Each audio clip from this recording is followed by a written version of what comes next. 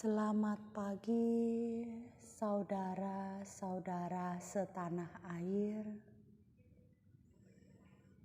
Hari ini tanggal 6 Oktober 2022. Renungan hari ini adalah tentang oksigen. Oksigen kita tahu sebagai unsur yang dibutuhkan tubuh didapat melalui bernafas. Baik itu manusia, hewan, tumbuhan membutuhkan oksigen. Hanya saja kalau tumbuhan pada siang hari mampu menghasilkan oksigen dan membutuhkan oksigen hanya di malam hari.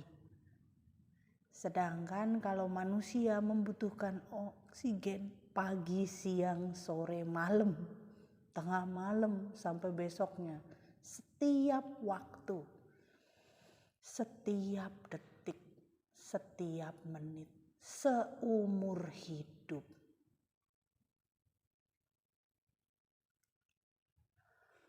Lalu oksigen ini selalu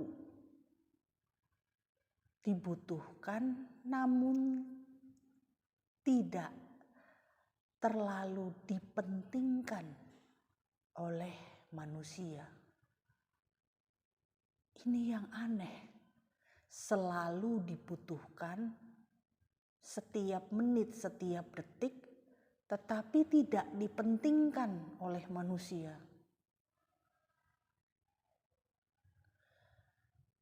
Saya melihat lingkungan perkotaan, salah satu contohnya.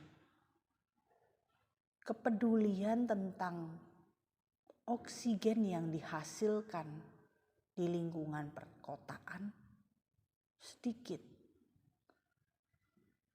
Baik itu perumah tangganya maupun pemerintahnya.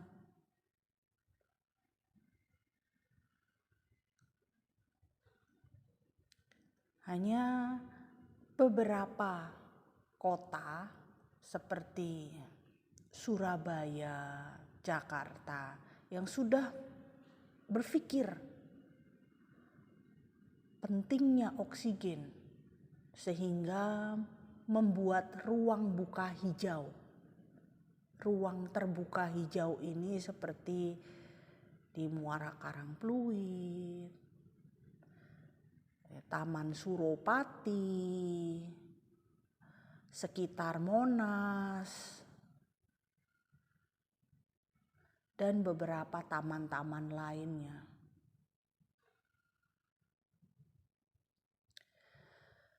Karena oksigen ini dihisap pagi, siang, sore, malam, tengah malam, tiap waktu, tiap detik, tetapi yang menghasilkannya hanya tumbuh-tumbuhan.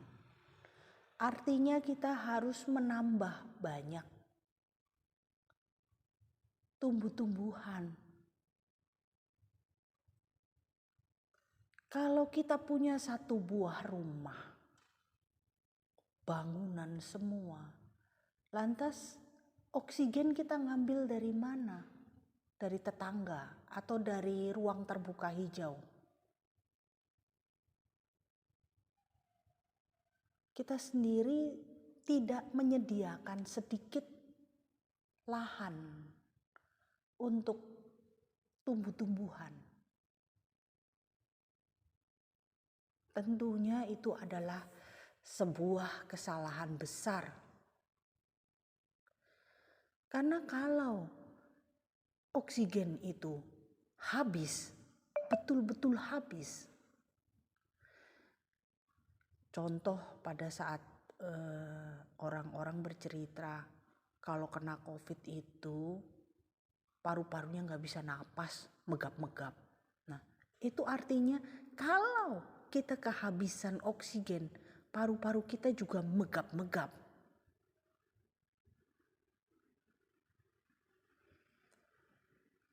Setelah saya berpikir, ini seram sekali rasanya. Perkotaan terus-menerus dipenuhi oleh karbon dioksida, karbon monoksida, asap kendaraan bermotor, dan pembangkit listrik tenaga batu bara. Manusia yang banyaknya luar biasa. Ada apartemen, rumah susun, rumah sakit, mall.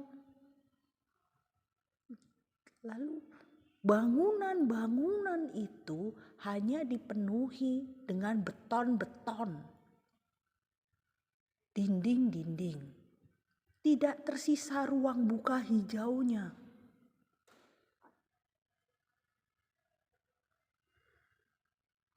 Sekarang kita bisa sampai ke bulan, membuat roket pesawat jet sampai ke bulan sebagai wisata. Namun kita tidak mampu menyeimbangkan kehidupan kita agar memperoleh oksigen lebih baik di wilayah perkotaan. Sebenarnya kayak bangunan mall, bisa separoh kita bikin lahan yang bertingkat-tingkat atau paludarium yang besar, vertical garden, bisa. Tapi mereka tidak melakukannya. Padahal itu akan menjadi tambahan bagi udara kita. Tambahan bagi oksigen untuk pernafasan kita. Dan mencegah penyakit-penyakit pernafasan. Oksigen yang banyak akan memperbaiki penyakit-penyakit pernafasan. Sehingga penyakit pernafasan bisa cepat sembuh. Oksigen yang buruk tentu memperburuk penyakit-penyakit pernafasan. Kalau berpikir ke arah sini, berarti lingkungan perkotaan tidak sehat. Kita harus mulai untuk memperbaiki kebiasaan hidup kita. Karena kita terbiasa hidup menghindar dari tanah. Kita hidup terbiasa menghindar dari serangga. Kita hidup terbiasa menghindar dari pepohonan. Itu artinya memperbaiki kebiasaan, memulainya dari pendidikan. Ayo pendidikan, buat vertical garden. Pendidikan buat cocok tanam kecil-kecilan. Diajarkan menanam benih. Seperti benih tomat, benih stroberi. Di dalam kelas. Jadi kalau ditanam di dalam kelas, dipanen juga. Jadi ada penanaman, ada pemupukan, ada penyiraman, ada panen. Di dalam setiap kelas ada. Dibikin vertical garden. Dengan begitu kita terbiasa. Oh, ada semut. Ya, ada semut. Itu namanya semut. Ada laba-laba.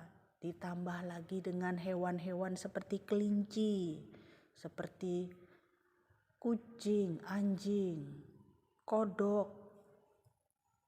ikan, dan lain-lain. Tentu kita pelihara. Kita kasih makan. Kita siram setiap hari. Bertanggung jawab terhadap kodok-kodok, bertanggung jawab terhadap ikan-ikan. Kamu bertanggung jawab terhadap kucing, kamu bertanggung jawab terhadap bikin kelompok.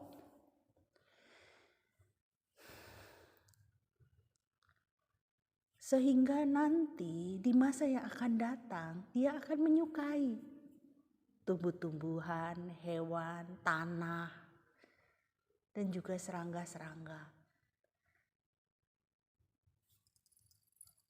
Membiasakan hidup bersama dengan alam.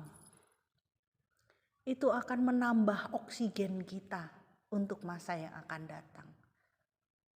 Maka bentuk rumah kita nggak lagi tembok-tembok begini. Bentuk rumah kita akan, ya kalau kita bayangkan wihara di masa yang akan datang, depannya ada Sang Buddha, samping kiri, kanan, dan belakangnya itu adalah vertical garden. Lalu untuk ininya, untuk sampingnya vertical garden ada sungai kecil kayak got kecil, ada ikannya ngalir-ngalir. Di vertical garden ada kucuran airnya. Seperti itu. Sehingga setiap kali kita meditasi, aduh kericikan airnya merdu banget. Nah, itu cerita masa depan. Yang namanya rumah di masa depan itu, setelah kita membuat pendidikan seperti yang tadi ya, tentunya bagian belakangnya tuh gunung, tebing, vertical garden. Bagian depannya memang seperti pagar lah, tembok lah, pintu lah. Tapi bagian samping kiri, samping kanan itu mereka blong untuk lantai 1, lantai bawah dasar. Lantai atasnya baru mereka buat kamar-kamar yang private tuh lantai atas. Kenapa lantai bawahnya blong? Bingung kan? Karena kita bisa bersosialisasi bertetangga. Bisa minta tolong. Tolong dong jagain anak saya. Sama tetangga, kamu gak pergi kan? Tolong ya jagain orang tua saya. Ya paling gak lihat-lihat gitu. Karena saya mau pergi. Kalau ada apa-apa di pintu depan, tinggal ke rumah tetangga sebelah kanan atau sebelah kiri. Bukan dibuat pintu ya, blong. Ada yang mau kalau blong banget gak enak, dikacain deh. Yo dikacain. Ada yang dibikin pintu geser, yo pintu geser. Terserah orang masing-masing, tapi awal bangunan itu didapat, memang lantai bawahnya blong. Nggak ada dinding kiri, nggak ada dinding kanan, lantai dasarnya. Bagian belakangnya juga taman, jadi memang tamannya nyambung. Karena memang bagi lantai dasar itu kan tempat untuk masuk mobil ya.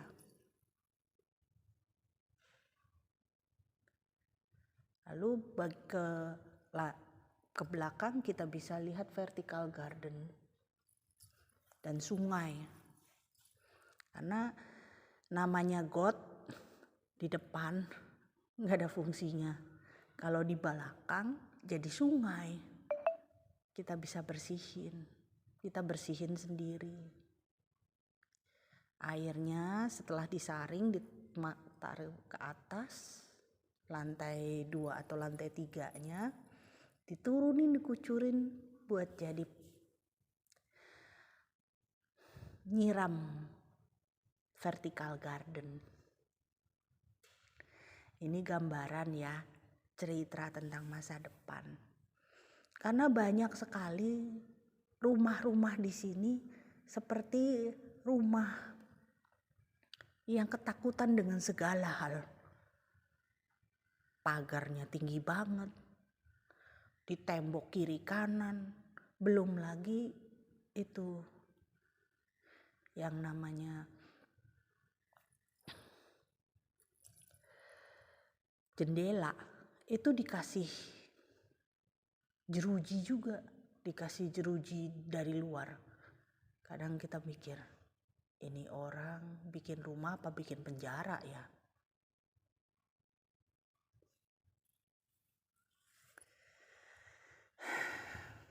Seharusnya rumah itu adalah tempat yang nyaman untuk hidup. Bukan tempat kita memenjarakan diri.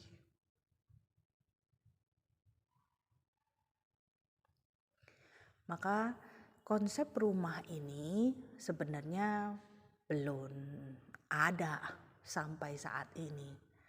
Karena di bagian belakangnya kan ada sungai. Dan berhadap-hadapan di bagian depan memang tampak seperti rumah dan ada jalan di tengahnya. Tapi kalau berhadap-hadapan di bagian belakangnya itu ngelihat gunung. Gunungnya rumah tetangga. Seberang sungai. Nah, kalau mau nyebrang di situ ada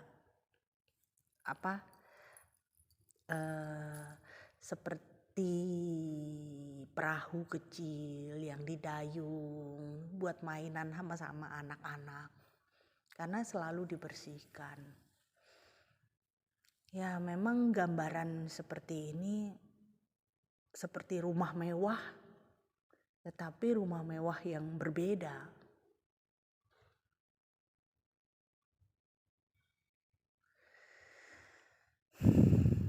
Ya, ini sebenarnya bukan hanya gambaran perumahan.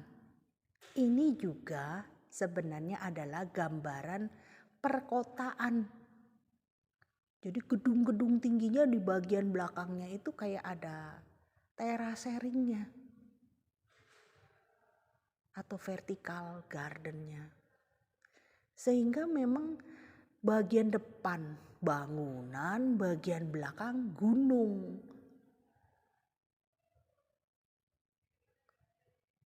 Dan yang namanya tukang taman itu akan jadi pekerjaan yang cukup bergengsi di masa itu. Dan ada fakultas juga khusus untuk vertical garden. Jadi bukan fakultas pertanian ada jalur lagi namanya vertical garden atau kita sebut untuk menambah ruang buka hijau dan untuk menyeimbangkan kehidupan manusia ini dengan alam dan lingkungannya. Ya, sabesata bawantu sukitata ayuwano sukang balang. Semoga semua makhluk hidup berbahagia, sehat selalu, panjang umur, rezekinya lancar, selamat dimanapun berada. Sadu, sadu, sadu.